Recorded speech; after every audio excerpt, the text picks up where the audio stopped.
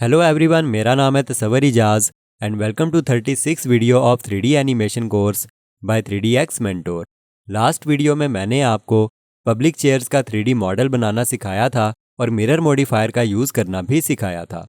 आज की इस वीडियो में मैं आपको सोफ़ा चेयर का 3D मॉडल बनाना सिखाऊंगा और सोफ़ा चेयर का 3D मॉडल बनाते वक्त आपको क्लॉथ फिल्टर का यूज़ करना भी सिखाऊंगा। सबसे पहले तो ब्लेंडर को ओपन करने के बाद ए दबा के सेलेक्ट ऑल किया और डिलीट दबा के सब कुछ डिलीट कर दिया। नमपैड 1 दबा के फ्रंट ऑर्थोग्राफिक व्यू में आया और कीबोर्ड से प्रेस किया कंट्रोल एस। यहाँ से डेस्कटॉप पर क्लिक किया और यहाँ राइट क्लिक करके न्यू फोल्डर पर क्लिक करके एक न्यू फोल्डर क्रिएट कर लिया। फोल्डर का नाम रखा सोफ़ा चेयर और डबल क्लिक करके इस फोल्डर को ओपन कर लिया। यहाँ से ब्लेंड फाइल का नाम रखा सोफ़ा चेयर और यहाँ से सेव ब्लेंडर फाइल पर क्लिक कर दिया। ऐड में जाके मैश में जाके एक क्यूब ऐड किया और टैब दबा के इसके एडिट मोड में आ गया।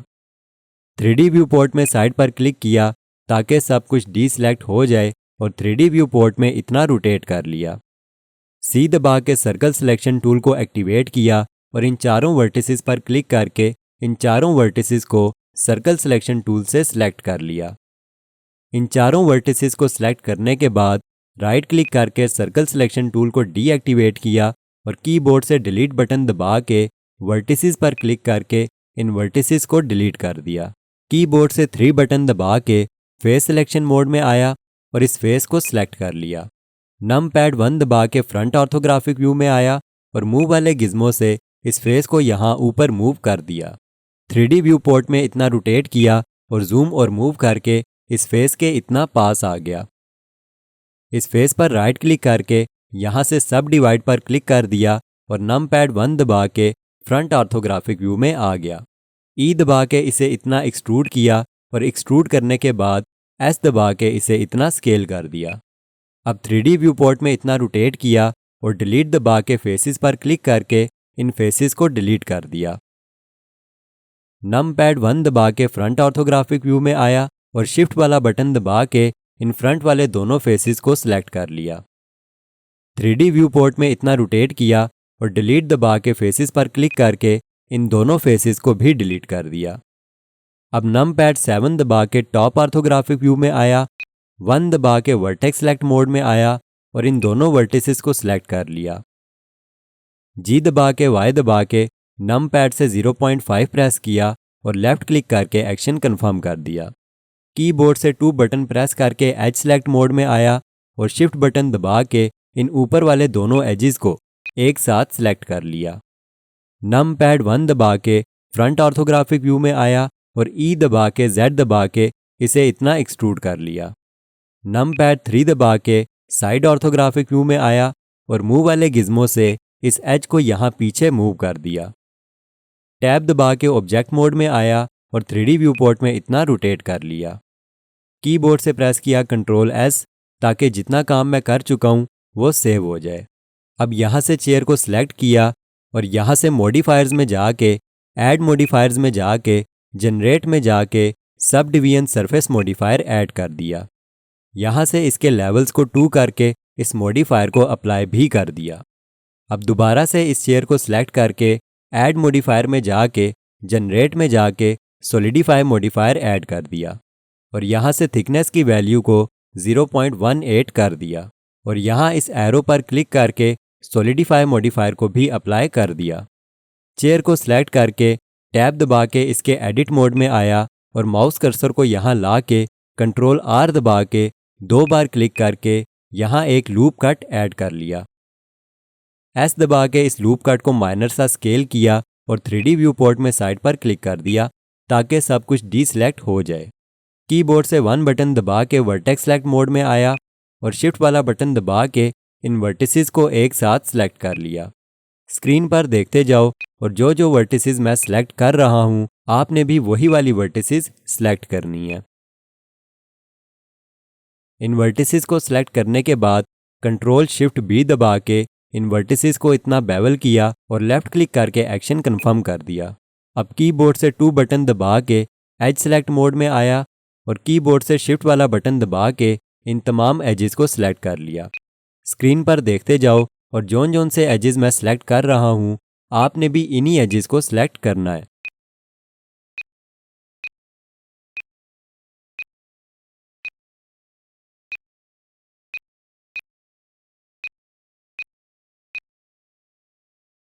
ये सारे एजेस सेलेक्ट करने के बाद मैंने कीबोर्ड से शिफ्ट वाला बटन दबा के रखा और इस एज को सिलेक्ट कर लिया। अब शिफ्ट वाले बटन को छोड़ दिया और कंट्रोल वाले बटन को दबा के रखा और इस एज पर क्लिक किया तो देखो ये कंप्लीट एज लूप सेलेक्ट हो गया। अब अगेन मैंने शिफ्ट वाला बटन दबा के रखा और इस एज पर क्लिक किया और अब इस एज को सिलेक्ट करने के बाद मैंने शिफ्ट बटन को छोड़ दिया और कंट्रोल बटन दबा के रखा और इस एज पर क्लिक करके इस एज लूप को भी इतना सिलेक्ट कर लिया।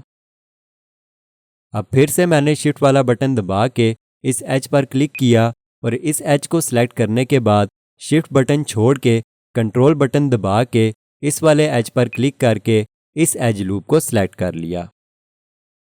फिर से शिफ्ट वाला बटन दबा के ये वाला एज सेलेक्ट किया और अब कंट्रोल बटन दबा के इस एज पर क्लिक करके ये वाला सारा एज लूप सेलेक्ट कर लिया। अब फाइनली फिर से मैंने शिफ्ट बटन दबा के इस एज को सिलेक्ट किया और इस एज को सिलेक्ट करने के बाद कंट्रोल बटन दबा के इस वाले एज पर क्लिक करके इतना एज लूप सेलेक्ट कर लिया। अब कीबोर्ड से कंट्रोल बी दबा के इसे इतना बेवल किया और लेफ्ट क्लिक करके एक्शन कंफर्म कर दिया। अब टैब बटन दबा के ऑब्जेक्ट मोड में आया और यहाँ से मॉडिफायर्स में जाके ऐड मॉडिफायर्स में जाके जनरेट में जाके sub division surface modifier add कर दिया।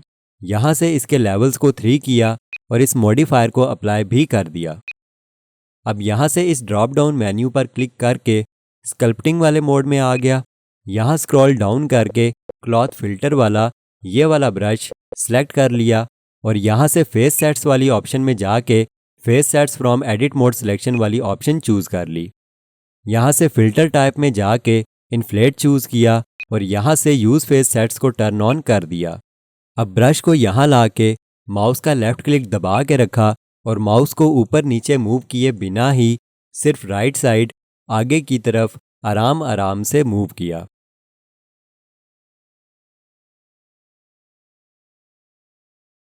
और जब ऐसी शेप बन गई तो माउस का क्लिक बटन छोड़ दिया। ख्याल रखना कि माउस का क्लिक बटन दबाने के बाद माउस को स्ट्रेट पोजीशन में आगे की जानिब मूव करना है। अगर मूवमेंट ख़राब करोगे तो शेप भी ख़राब हो जाएगी। इसलिए जैसे मैंने माउस को सिर्फ आगे की तरफ मूव किया है ऐसे ही आपने भी सिर्फ आगे की तरफ ही मूव करना है। मूव करते वक्त आपका माउस ऊपर नीचे मूव नहीं होना चाहिए, स्ट्रेट डायरेक्शन में सिर्फ फॉरवर्ड डायरेक्शन में मूव होना चाहिए। अब यहाँ से वापस ऑब्जेक्ट मोड में आ गया। सोफ़ा को सिलेक्ट करके राइट क्लिक करके शेड स्मूथ बाय एंगल पर क्लिक कर दिया। अब अगर आप इसे और भी ज़्यादा बेहतर बनाना चाहते हो तो यहाँ से मॉडिफायर्स में जाके ऐड मॉडिफायर्स में जाके जनरेट में जाके sub division surface modifier add कर दो। बट अगर आपका पीसी हल्का फुल्का है तो ये स्टेप स्किप कर देना, क्योंकि सब डिवीजन सरफेस मॉडिफायर आपके पीसी की अच्छी खासी मेमोरी खाता है। ऐसे में अगर आपके पास गुजारे लायक पीसी या गुजारे लायक लैपटॉप है तो वो ठुस कर जाएगा। तो यहाँ पर आप देख सकते हो कि हमारा सोफ़ा रेडी है। अब हमने इसके नीचे का पार्ट रेडी करना है, इसलिए नमपैड 1 दबा के मैं फ्रंट ऑर्थोग्राफिक व्यू में आ गया। ऐड में जाके मैश में जाके मैंने एक सिलेंडर ऐड किया और टैब दबा के इसके एडिट मोड में आ गया। एस दबा के शिफ्ट Z दबा के मैंने इसे इतना पतला किया और अब एस दबा के Z दबा के Z एक्सिस पर भी मैंने इसे अपनी मर्जी के मुताबिक स्केल कर लिया। स्केल करने के बाद मूव वाले गिज़मो से इसकी पोजीशन एडजस्ट की और अब नमपैड 3 दबा के साइड ऑर्थोग्राफिक व्यू में आके मूव वाले गिज़मो से इसकी पोजीशन एडजस्ट की। कीबोर्ड से 3 बटन दबा के मैं फेस सेलेक्ट मोड में आ गया और 3D व्यू पोर्ट में इतना रोटेट करके इस नीचे वाले फेस को सिलेक्ट कर लिया। नमपैड 1 दबा के फ्रंट ऑर्थोग्राफिक व्यू में आया और ई दबा के इस फेस को नीचे की जानिब इतना एक्सट्रूड कर लिया। एक्सट्रूड करने के बाद एस दबा के इस फेस को इतना स्केल किया और फिर से ई दबा के इतना एक्सट्रूड कर लिया। अब कीबोर्ड से 2 बटन दबा के एच सेलेक्ट मोड में आ गया और 3D व्यू पोर्ट में साइड पर क्लिक किया ताकि सब कुछ डी सेलेक्ट हो जाए। 3D व्यू पोर्ट में जूम करके इस एज लूप के इतना पास आया और डबल क्लिक करके इस पूरे एज लूप को सिलेक्ट कर लिया। कंट्रोल बी दबा के इसे इतना बेवल किया और बेवल करते वक्त माउस व्हील को आगे की तरफ घुमा के सेगमेंट्स को इंक्रीज कर दिया ताकि ऐसी गोल शेप बन जाए।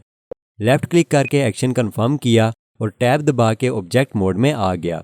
इस चेयर की बेस पर राइट क्लिक करके शेड स्मूथ बाय एंगल पर क्लिक किया और यहाँ से मॉडिफायर्स में जाके ऐड मॉडिफायर्स में जाके जनरेट में जाके बेवल मॉडिफायर ऐड कर दिया। यहाँ से सेगमेंट्स को 3 किया और अमाउंट वैल्यू को 0.01 कर दिया। यहाँ से शेडिंग में जाके हार्डन नॉर्मल्स को टर्न ऑन कर दिया। यहाँ से बेवल मॉडिफायर को अप्लाई किया और अब इस सोफ़ा को सिलेक्ट करके यहाँ से सब डिवीजन सरफेस मॉडिफायर को भी अप्लाई कर दिया। 3D व्यू पोर्ट में आके ए दबा के सिलेक्ट ऑल किया और कंट्रोल जे दबा के इन दोनों को ज्वाइन करके एक ऑब्जेक्ट बना दिया।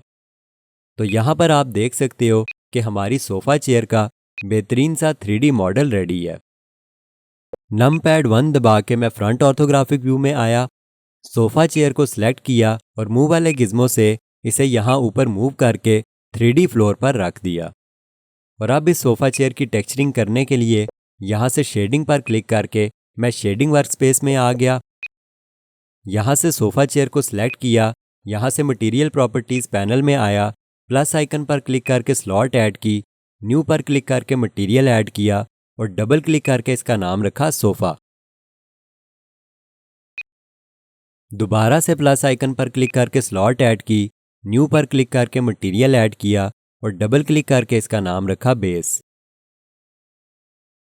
3D व्यू पोर्ट में आके सोफ़ा चेयर को सिलेक्ट करके टैब दबा के इसके एडिट मोड में आ गया।